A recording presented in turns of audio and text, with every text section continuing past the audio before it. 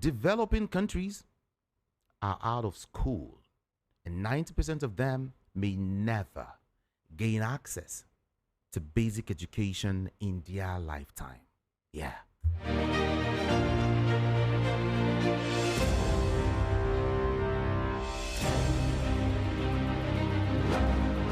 Okay, maybe I should break it down the more for you to understand exactly what I'm talking about. Now, in actual terms, UNESCO report indicates that there are over 10.5 million, out of school children in Nigeria. It will not be out of place to estimate that 5 to 7 million of them are children with disabilities. And well, first of all, let me get to introduce. Let me let you know first of all that I have a group of doctors in the studio. Yeah, wonderful doctors, and there's this one before me that is smiling so much. Looks like my mother. Good to have you in the studio, ma'am. First of all, what is your name? Let's start from there. Good morning, and thank you for having me. I am Dr. Alero Roberts, an Associate Professor of Community Health of the College of Medicine of the University of Lagos. Beautiful. University of first choice and the nation's Mm, pride. mm, mm. I just couldn't wait to chip that in. I like when you say University of Choice. Well, it is. You're so proud of that. We are the nation's pride. Okay, don't do I hear. Okay, and sit up close to her is another beautiful is it doctor or nurse or a health worker? What do I say now? Just my name is fine. Okay. I'll introduce myself. My name is Ogechi Anoka. I am the Child Health and Nutrition Associate at Luvia Health Organization. Oh, beautiful. Let's talk. Let's talk really good this time. What is the build to? Maybe say okay. Let me start by asking this first question. Child or children with disabilities. Let me go off this first. What is your opinion? Let me begin with her. Hold on. Let me begin with her. What is your opinion as regards children with disabilities, not in the world, but in Nigeria? Now, that's a very difficult question to ask because I'm really rather opinionated about it, but that is not going to solve the problem. So if I may rephrase it slightly and say, what is my perception or attitude towards children with disabilities in Nigeria? They would have a very good chance at a good quality of life if we do a bit of tweaking of the system. Because as a society... I like it when you say if. Beautiful. If.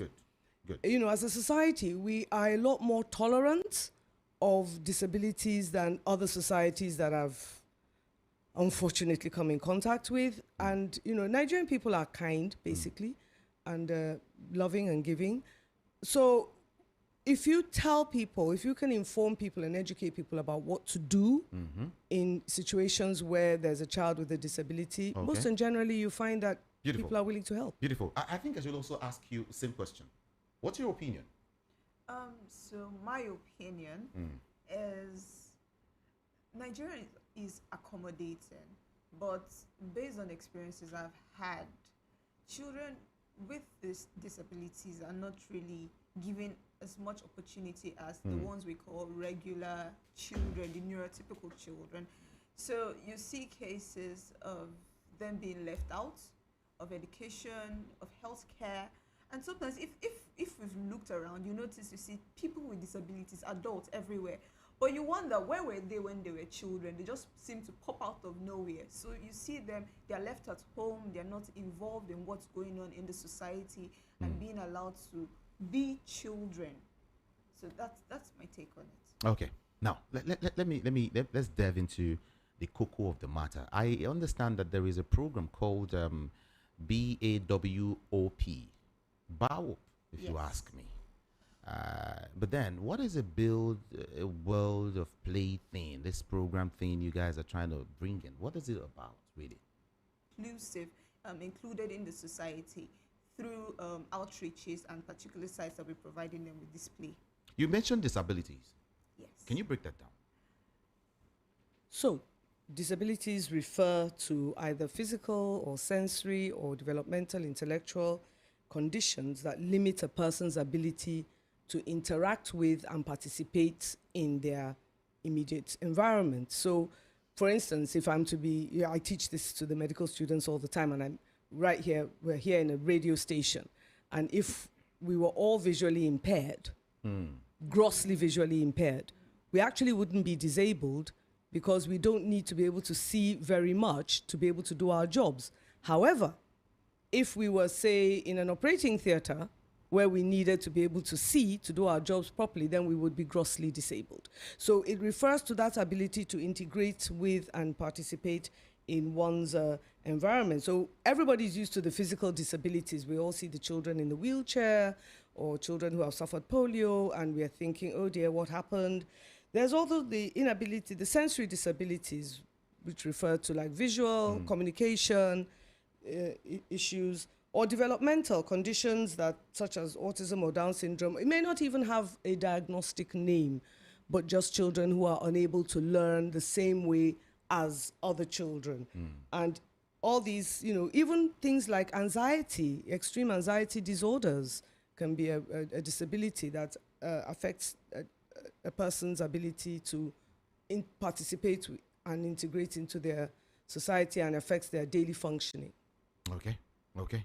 But then let's outline, you know, these disabilities. There are several persons listening and watching us right now across the world, right? Yeah, across the world.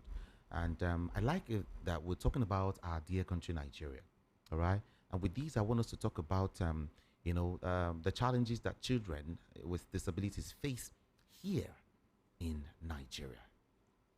You mentioned the chief one, which for me is critical, inability to go to school.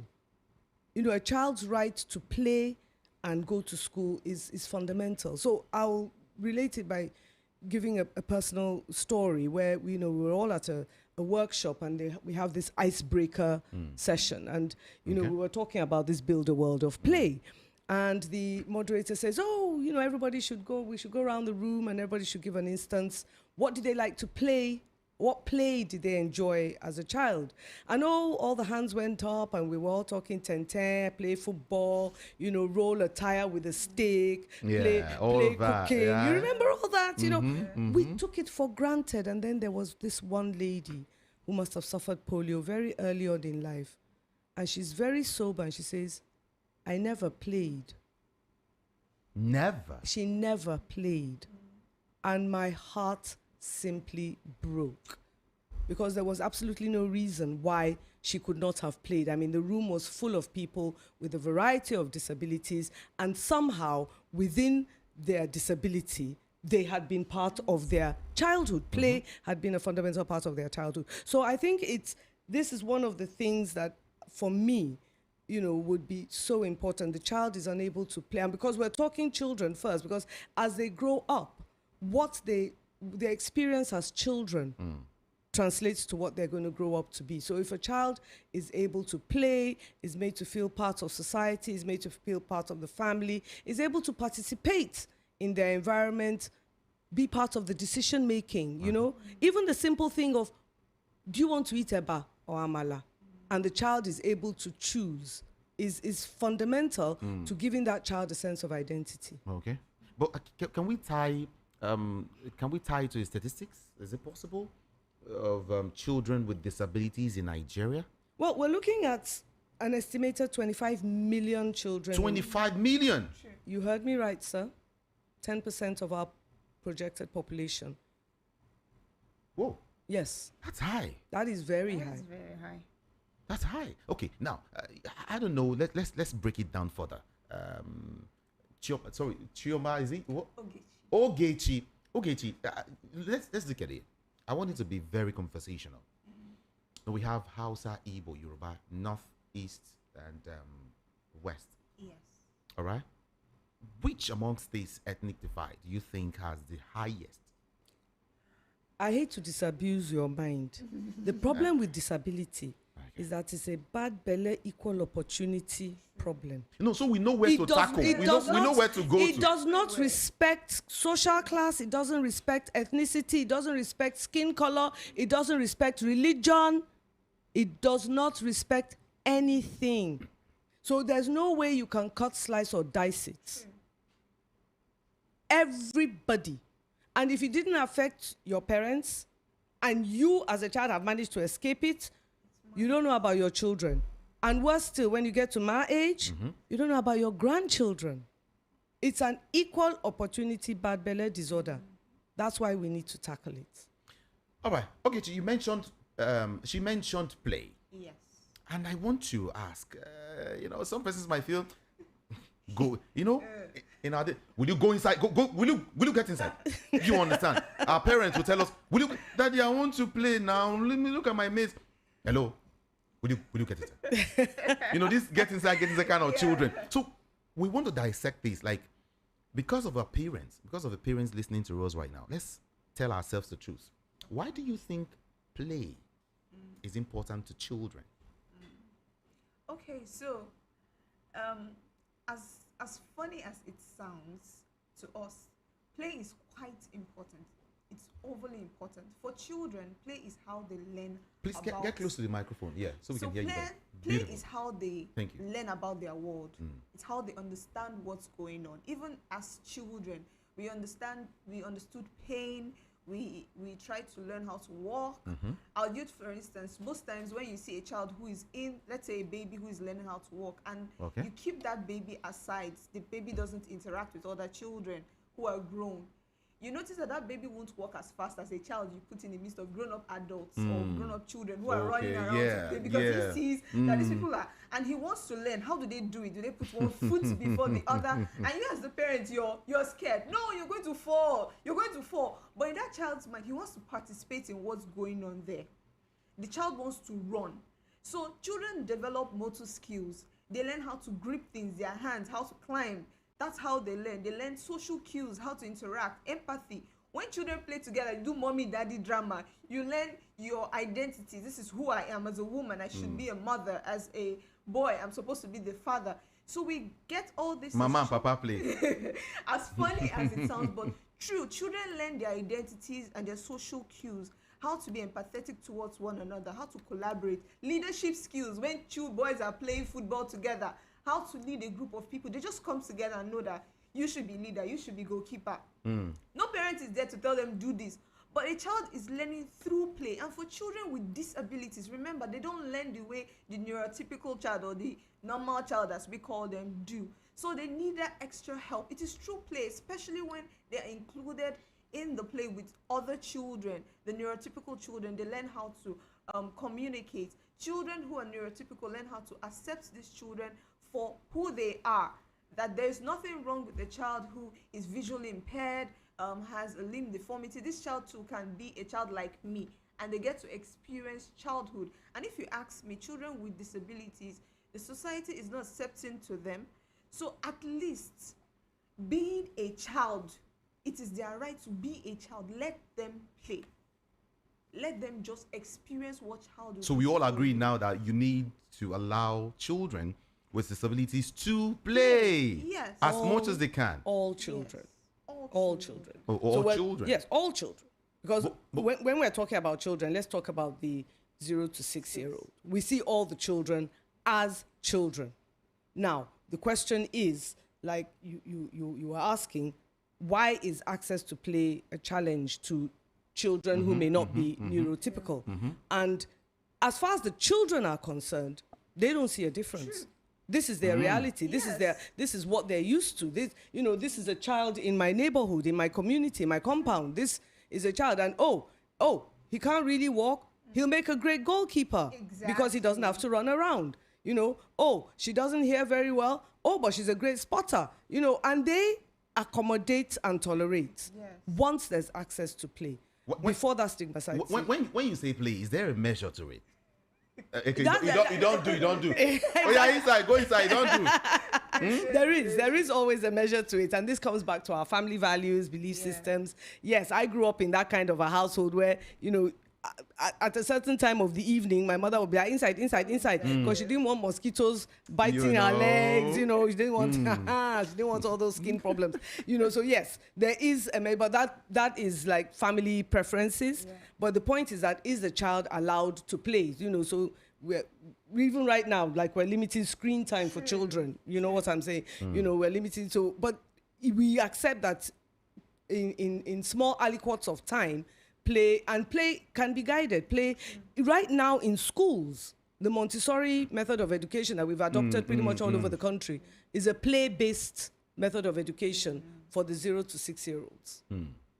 I love that. I love that. But then I want to narrow it to children with disability, not all children, 1 to 6. No, children with disability. Sometimes you feel when you have a disability, Exactly. they should guide you. They shouldn't leave you alone to just do some stuff. Or you just fall, like you rightly mentioned, you will fall and injure yourself. That is true. So there's this, it's one of two things. Okay. On the one hand, there's the overprotectiveness where you're constantly, shall I use a really big English word? Sure. Infantilizing the child.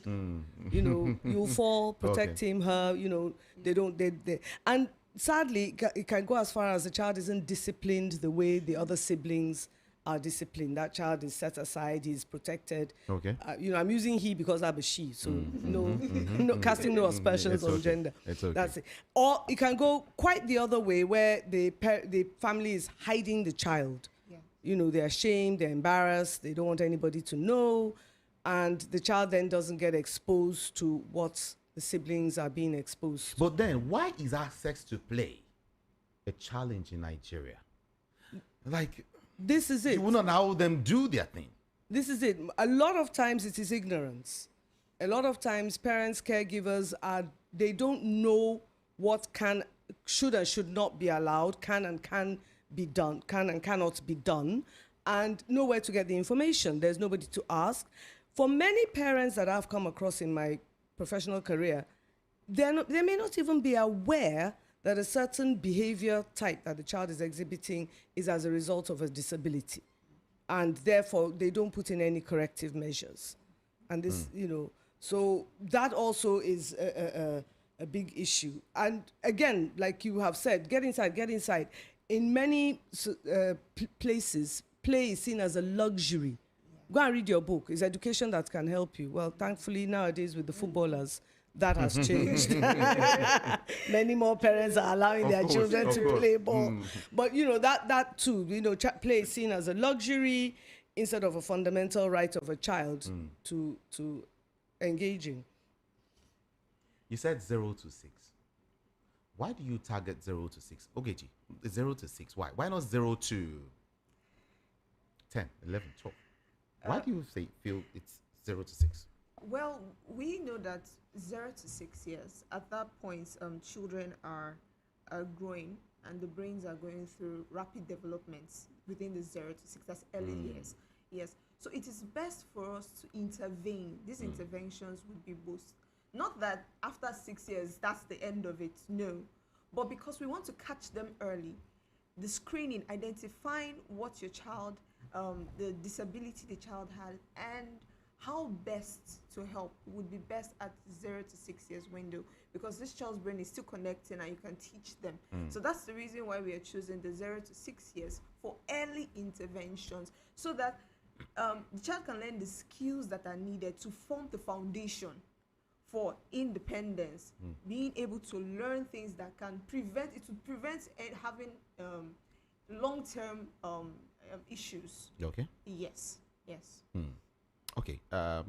Let's talk about the BAWOP, right? Yeah. What's the full meaning of that again? Build a world of play. Build a world of play. Build a world of play. Yes. A world of play. Yes.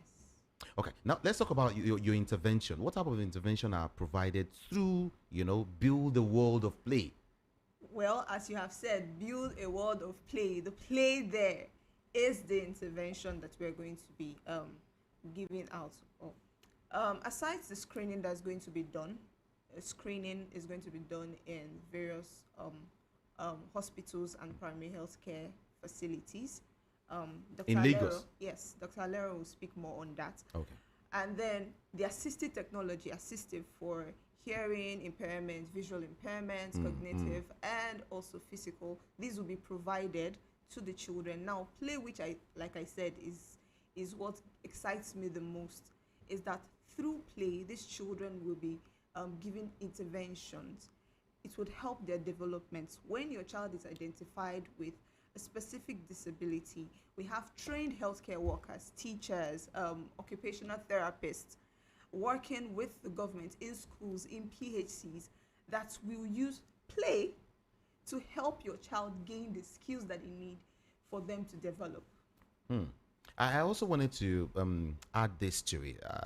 How play intervention is conducted for children with disabilities. How do you conduct that? It looks, I don't know. I'm Okay, thinking. so play, as we've said, can be in various forms. There's free play, structured play, there's creative play where you use arts, there's role playing where the child has a role, there's puppeteering. There's so many kinds of plays that children can engage in, and we've categorized them. But now, as I said, we have trained play therapists. When your child comes and then they meet the child, based on the disability, they will identify the kind of play that will be most suitable for your child, that will help the particular child. If this child is visually impaired and probably you want to teach the child how to use their senses, their other senses, the teacher will be able to find the right kind of play. Does the child need to learn how to use his hands, molding things? Does the child need to play with all these, you can make all these shekere or things like that to help their hearing also get better. So depending on what the child's disability is, the play therapist will be able to find the right play that will help their child develop skills that will help them. Yes. Doctor, she said you talk about it. The LGAs that the local government areas that we're working in? Or? Okay. No, there was something you mentioned. You said you throw more light on, right? Yes, the particular facilities and the location. And the location, okay, right? Yeah.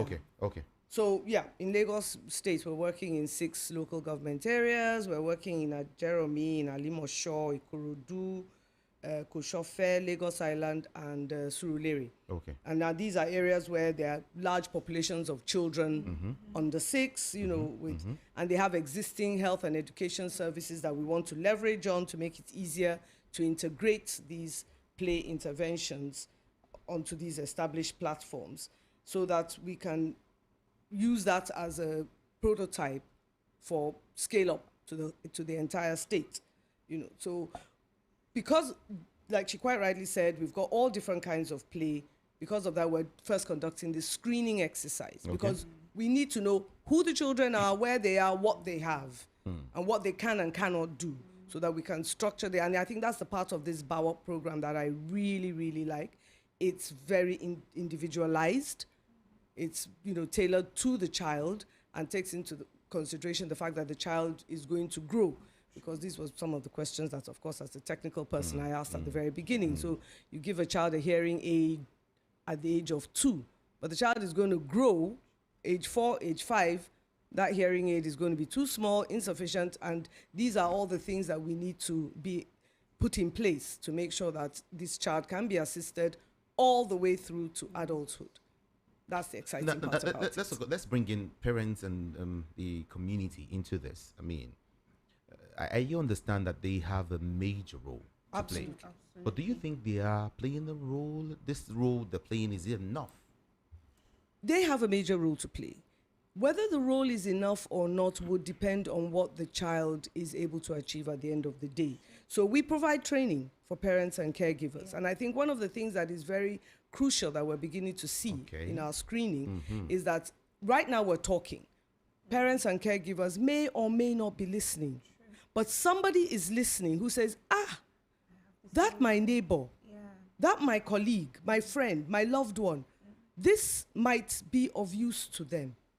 And that's the important thing, that word of mouth awareness. Because very often, that's how I even got in, we'll talk about that, I'm sure. That's how I even got to know about services that were available for my child all those many decades back.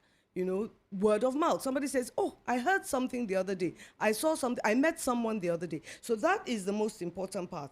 The other thing that we want to do is be able to create support groups, peer support groups. Because like I said, many parents that I come across, they just did not know. They didn't know where to go. They didn't know what services were available. They didn't know who they could speak to. They didn't even know they could speak about it to somebody. And so that's another thing, that if we can empower parents and caregivers, the crucial role they are playing will be so much more enhanced for the children. What about community support? Absolutely, that too. Because again, community support is vital. Like I said, mother wants to go to work or has to go to work for whatever reason. Is there anybody in the community that can look after her child for 4, 5, 6 hours a day? Is there a play center that the child can go to where the child will be adequately looked after? So this is the community support. Again, if we have to be intentional about structuring it. Ensuring the success of this program is the reason why I'm asking this question. Yeah. You want to say something? Sustainability. Yeah, Oh, yeah, you're of right. course, of course. Ensuring the success of this program. Like I said in the very beginning, you asked my opinion. I said Nigerians, most and generally, are Because kind. here in this country, people just do stuff and not able to sustain it. This They is just, the key thing. Exactly. You are very correct. Which is why we're trying to integrate it first onto already existing platforms. We're not creating something new. We're simply strengthening what is there. It is important to strengthen what is there, make sure that we can integrate it into what is already existing. And these are the many questions that we ask. The people we're training, for instance, we're not looking for, you got 5 credits in WAEC, you got, you went and did nursing, medicine, physiotherapy. No. We're looking for anybody with a commitment and a love for children. okay. Now, I would love to bring in government to it. But why did you... Did I see anything? Sir, Okay. How can the government, Yes. the public, and several other organizations support play therapy for children with disabilities? Well, we'll start with the governments. Beautiful.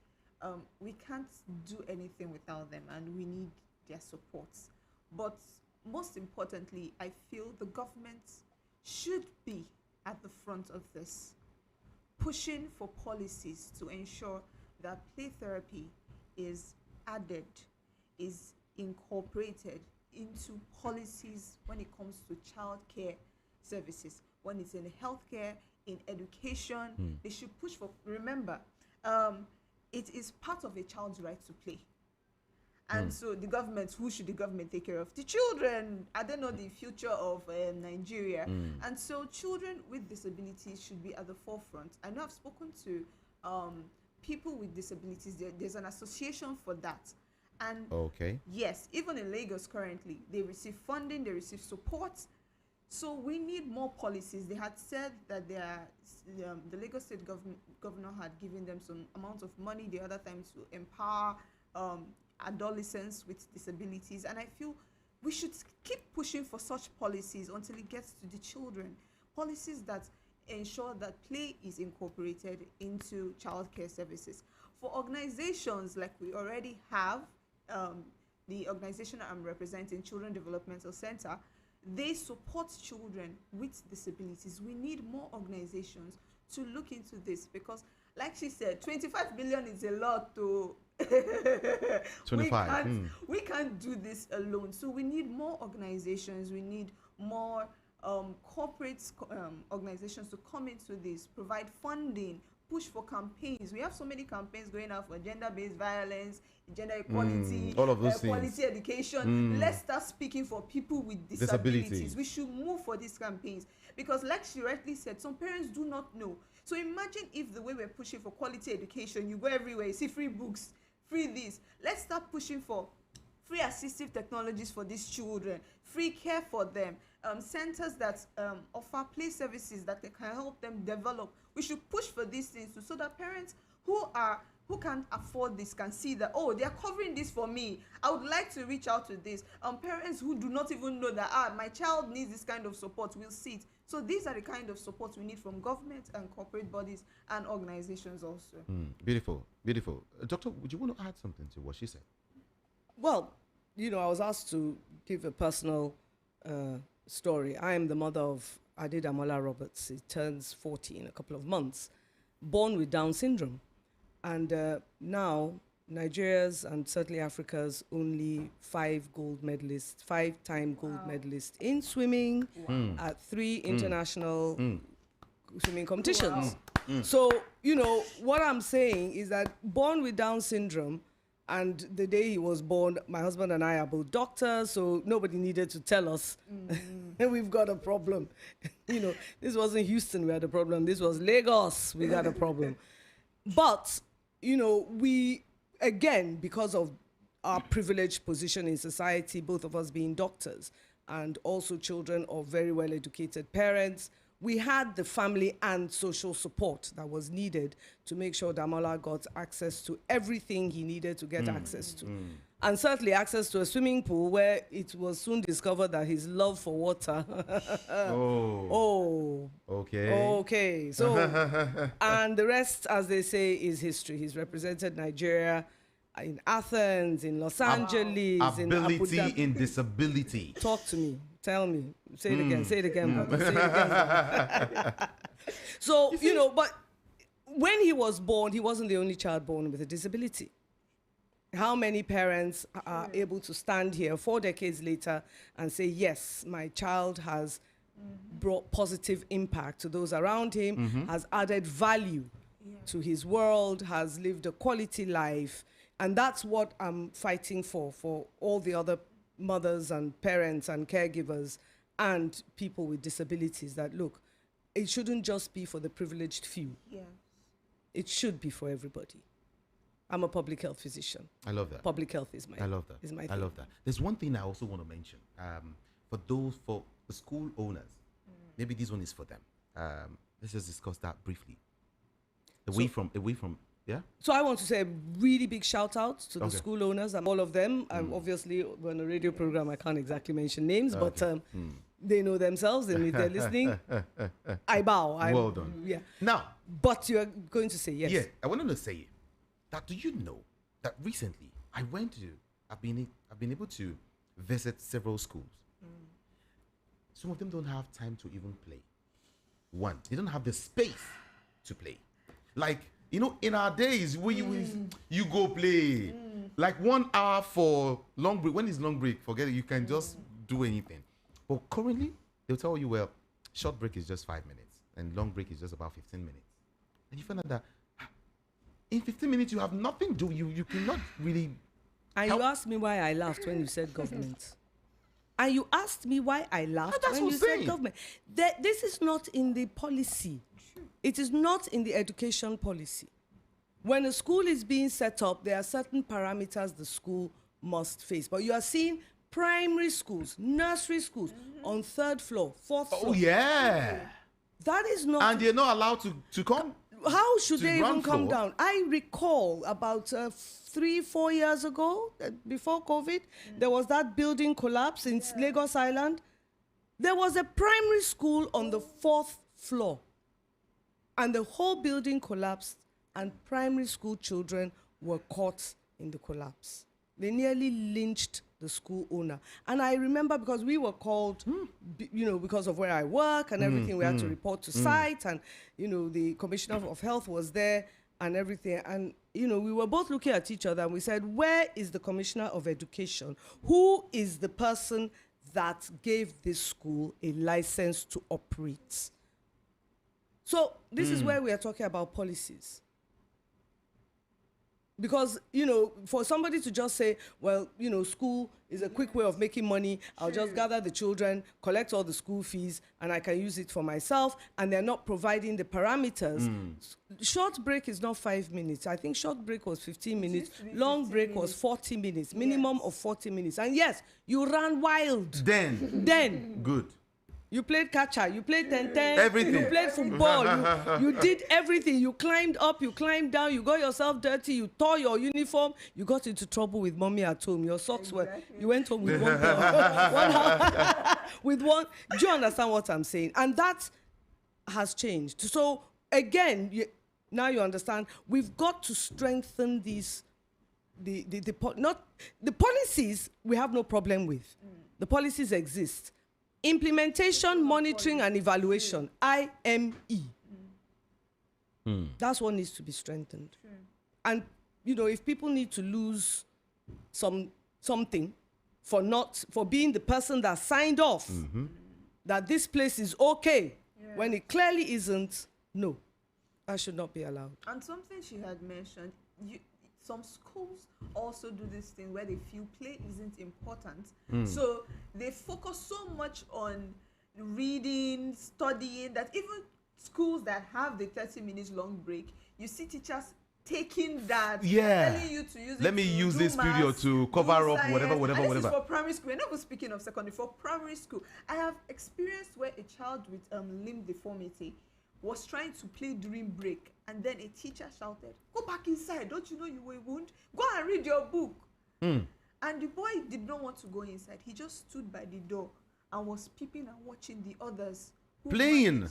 And you're wondering, this child, and it affects the psyche. Of course it affects. Exactly. Of course it does. Exactly. So you're already making that segregation, that division between this child. You won't be able to do this. You can't participate in this. Go and read your book. Maybe that will be the help for you. On the flip side of it, right, is the fact that, have you seen the way schools or teachers give homework assignments to children these days? Like, they'll tell you to go, you have to Google. There's a one you have to go to Google to go find out. There's one you have to do. It's too much. Maths, English, this, that, before the child sleeps. I'm in the education space, so I've got very mixed feelings about that, and I know, because my children and now my grandchildren are having to go through that, and my daughter was complaining the other day. Says, "Who did they give this homework to, my child or to me?"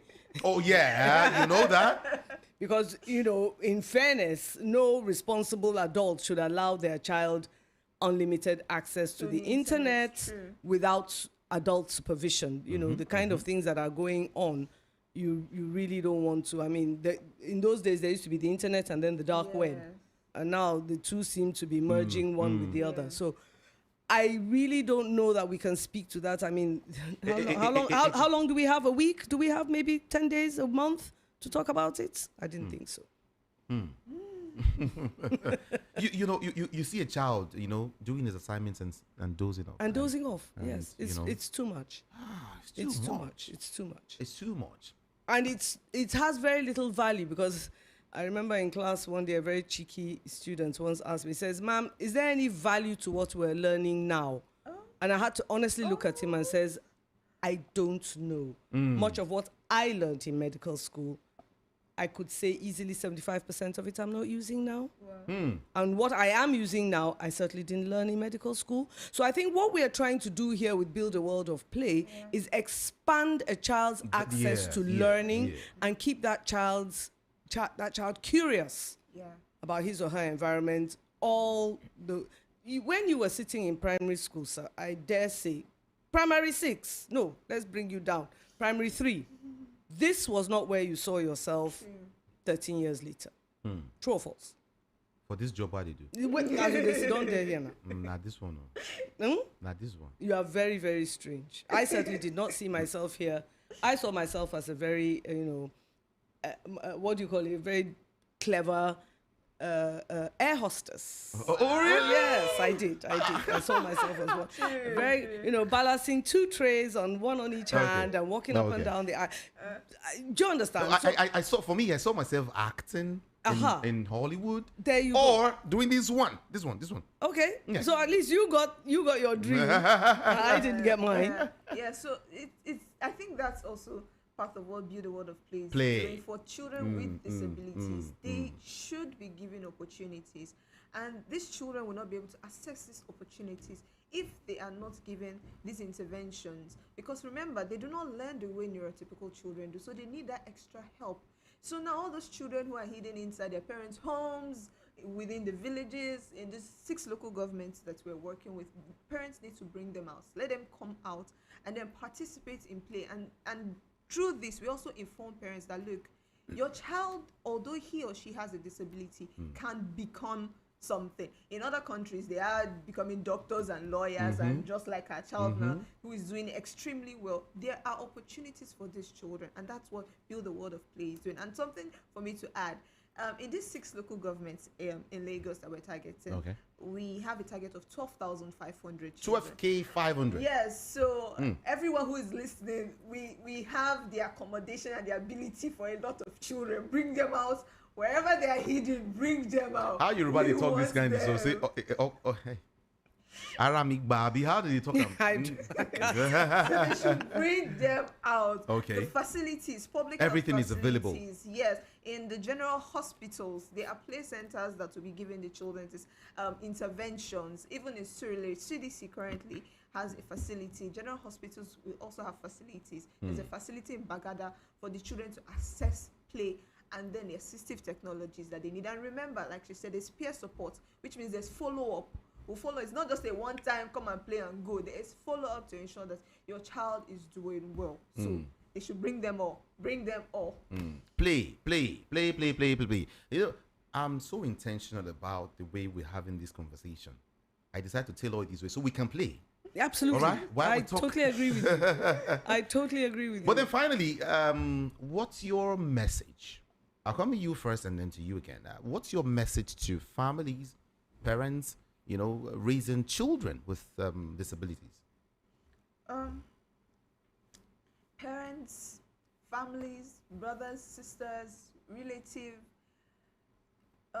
your child, your relative with disability can be as great as you can imagine. They just need your support. They need your love. They need your empathy. And they need you to give them that extra push to believe in them, because they can do more and they can do great things. That's my message. Bam. Mama.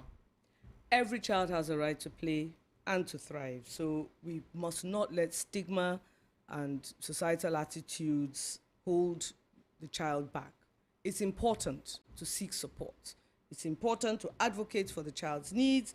It's important to explore the programs like the play therapy that can help unlock the potential. It was through the Children's Developmental Center that Damola got into the swimming, and that has made, we at a time with the Special Olympics program, the Special Olympics Nigeria program, we reached over 10,000 athletes across the entire country. You know, I'm not sure of the numbers today. It's probably a lot more. Or maybe not because of the displacements in the north, who knows. But that number of children, and there's capacity, like she said, to reach a whole lot more. It does change people's lives. It changed Damola's life, our life. It changed his coach's life. Okay. You know, because we've got people, like I said, I found Nigerians to be extremely kind, in the sense that once you say, can you do this? And you give them something doable, they're like, oh, will this help? Oh, then let's do it. You know, and that support is really key. So parents, caregivers, friends of parents, relatives, siblings, whoever is listening that knows there's a child in my sphere, there's a child in my environment, in my neighborhood, in my work, that this can help, reach out. Okay. I would want you to give out your numbers, all right? For those who would want to get to contact you and all of that. Please do. Okay, so to contact us, you can call these 2 numbers. I'll call the first one, 070 070 42 42 49 49 57 57 37. 37. Can I call that Okay. again? Now you would slow it down, Okay. because some persons I'm seeing some persons looking for one Pen. pen or piece of paper. Where's my phone? Okay, so I'll start that again. 070 070 42 42 49 49 57 57 37. 37. And then the second one No, is, you go over that one again first Okay. before you go to second. okay, 070 070 42 42 49 49 57 57 37. 37. 7. Okay. That's So the second the one. second one, 080. 080. You're truly enjoying yourself. 232 232 78 78 185. 185. Okay, let's take that again. Okay. Hmm. 080 080 23 23 27 27 81 81 587 rather. 85. Let me try that again. Okay. 080 080 23 23 27 27 81 81 585 85. 85. Okay, you mean 080 232 78185. Yes. Right? Yes. I got the power. Thank you so much. Thank You're you very so much for, welcome. what you do. I would, it's something I love to do. I love to come around places like this, get to see what's up and see how we could, add some whatever to it and push it up. Yeah, that's what I love to do. So I'm going to come. Don't be surprised I just bump into your we're looking your office, forward to Mama. I wish you would. I just come around. I and- wish you would. I wish you would. I will. I might make you an associate lecturer for the day, and you'll come and talk to students and tell them your experience. Wait till I won't talk now. Your experience with a program like this, Yeah. with Build a World of Play, and Oh, and that your- one? yes, because okay. it's, real Okay. life experiences True. are important. They encourage people. I think would invite him to come play with the children. That's right. Then Oh, I love to he'll play. come. I love to He'll play. come tell me. I'll do that. Trust Were me. you good with that tire and stick? Oh, very well. I never was able to. I was never able I was to do never. that. Oh I gosh. drive Boris. Oh wow. I drive Boris. Goodness gracious. But thank you so much. Thank you so much. She's Dr. Alera Roberts. Alera Roberts. Where are you practicing really? Lagos, here at the Lagos University Teaching Hospital. Oh, okay. And what about you? Miss Ogechi. Miss Ogechi. Miss Ogechi, yes. Why are you whispering? Voice of the People 90.3 FM. I want to say thank you so much again, Doctor. Thank you, Miss Ogechi, for helping children with disabilities. This task is not easy. This task is not easy at all. All right, but we want to thank you on behalf of the federal government, on behalf of state government, on behalf of the local government, on behalf of parents, the community. I say thank you so much. You're Thank you. very welcome. Thank you. My name is Jude Ikami Jude, and this is Voice of the People 90.3 FM. What can I say? Please take care of those children. They are great children. They are wonderful children. They've got ability in their disability. Yeah. Call those numbers and find out more. Okay? And you will be fine. You will be fine. I'm out of here.